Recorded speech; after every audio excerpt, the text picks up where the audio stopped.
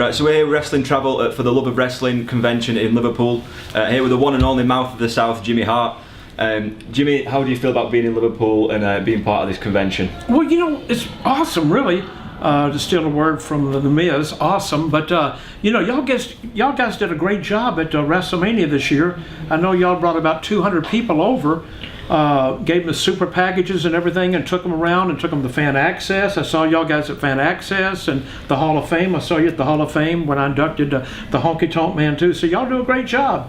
So how important is it that obviously Wrestling Travel take fans to all these huge events in America, all over the world, at WrestleMania, the Royal Rumble? For like your performers, how important is it to that international mix of the fans there, rather than just sort of like fans from like the local area at a Raw or a SmackDown? How much difference does it make? Well, I think it's pretty cool, really, when y'all put your stuff together, because a lot of times people don't want to go by themselves. And by this way, y'all are kind of like a little family. Once you take charge of everything, introduce everybody to everybody, put everybody on the planes, and once they get there, take them around everywhere too. Before you know it, they're not by themselves anymore. They all have a lot of friends and a lot of family members joining them. So I think y'all do a great job doing that. But it's very important, because every year at WrestleMania, no matter where it's been, you got people from Japan, Australia, the Philippines, I mean, you name it, Ireland. They come from all over the world for WrestleMania. So you're obviously one of the greatest wrestling managers of all time. You've managed some of the greatest of all time, like Jerry Lawler in Memphis, Hogan obviously, Earthquake and Typhoon, the Nasty Boys.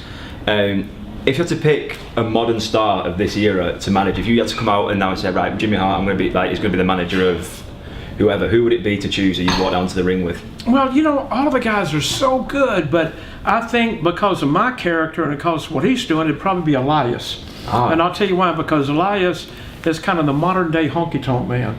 And we did so many great things with Wayne Ferris, the Honky Tonk Man, back in the day, that I think Elias, he has a lot of possibilities. You know, I'd like to take him to Memphis. I'd love to take him to Sun Studio, where I cut all the Honky's hits, and cut some new stuff on Elias, some of the stuff that he wrote, maybe jump in to help him a little bit on it, get some catchy hooks, you know, and then take him to Beale Street and get him a rock and roll outfit, because Dick Clark told me something one time. We were on tour with the Beach Boys and Sonny and Cher. This was before I got into wrestling. And Dick Clark said, remember one thing. He told everybody in the room, if you're in the entertainment field, no matter what you're doing, if you're going to entertain the audience, remember one thing. If you dress like the audience, you're going to wind up sitting in the audience one day, because the audience wants for you guys to be colorful, to be somebody that they're not. And I think that's what I'd like to do with Elias if I ever had a chance to manage him. So you mentioned then obviously about like your days before wrestling, touring. You were in a band, and obviously you just said then touring with the Beach Boys, Sonny and Cher. How would you compare touring with a band, like part of like a rock and roll lifestyle, to touring as part of the WWE or? Well, you know, it's similar but not similar, if that makes any sense. Back in the day, I had a group called the Gentrys. We had a million-seller record called Keep On Dancing. 30 years later, the Bay City Rollers cut our version of Keep On Dancing and had a big hit off of it, believe that or not. On my beach bar back in Tampa, I've got a big blown-up drawing of the Top 100, you know, Billboard Top 100, and it's got the Beatles #1 and the Gentrys #4. Now, why that's important to me, because being in the top 10 at the same time the Beatles were, is very special. You know, while we were in Liverpool, I got to go to the Cavern Club. We took a lot of great pictures there with some of the fans. I got to go to see the Beatles story. The manager over there called us and let us in. I was able to get on stage over there and sing on one of the original microphones. And so, you know, it's just a thrill. But going back to your question about how is it similar, you know, the fans are the fans. Without the wrestling fans, I mean, we wouldn't be sitting here, you know. And I was proud to be part of WrestleMania 1, because if WrestleMania 1 hadn't been successful, none of this would be taking place now. So you worked all over the world and all across America in the wrestling business. Obviously, most of the time you were a heel, like managing like the top villains in each territory or for the WWE. Where did you get the roughest reactions? Like, who were the most like volatile crowds you had to really sort of be careful about? Well, some of the roughest crowds were always in Chicago or New York or even Boston. Oh my gosh, Boston, you know. I used to carry a jar of peanut butter with me.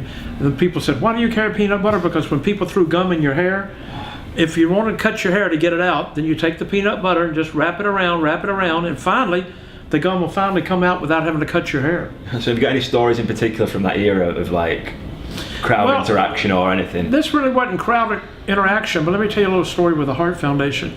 Me, Bret Hart, and Neidhart were in White Plains, New York. They had a referee come in, a little short referee. He goes, "Whatever you do, nobody touch my toupee." He had a toupee on. "Nobody touch my toupee." "Okay, we're not going to touch your toupee." Oh my gosh. Well, Neidhart was late kind of coming to the ring, so he took some tape and was wrapping the tape around his arm really fast, his elbow pad, so it wouldn't fall off. When he did, some of the tape got stuck backwards on it, so the sticky stuff, most of it was on the outside. So we did the old spot where you get them in the corner. We're fighting the Rougeau brothers. The Rougeau brothers, Jacques goes in the corner. Anvil gets ready to hit him. The referee faces Jacques, trying to stop him, don't hit him, don't hit him. When he did, Anvil threw the punch over the top of the referee's head, who was very short.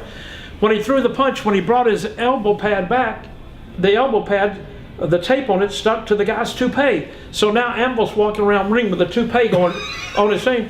I jumped into the ring laughing. Bret Hart jumped into the ring laughing. The Rougeaus jumped off the ring. Anvil's walking around going, what? But you could see the toupee. The referee's going, oh, you guys are fine. You're suspended. They tried to fire us. We go in the back. Arnold Scolin's back there, so he had to pay the guy some money and tell him it was an accident, which it really was an accident. But that was one of the crazy stories that happened with me and Bret Hart and Neidhart back in the day. So even from those early days of with